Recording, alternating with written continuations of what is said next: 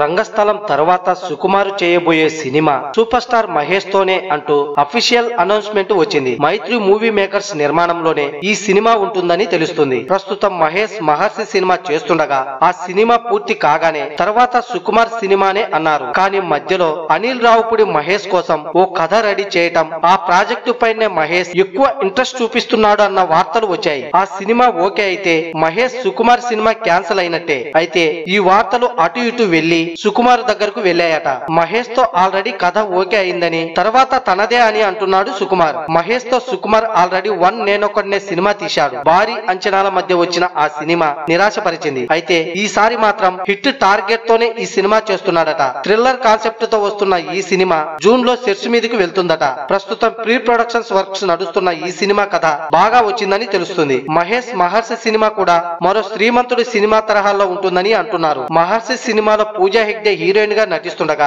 అల్లరి నరేష్ ఓ important role చేస్తున్న సంగతి తెలిసిందే. ఏప్రిల్ 25వ తేదీన రిలీజ్ చేసేందుకు ప్లాన్ చేస్తున్నారు.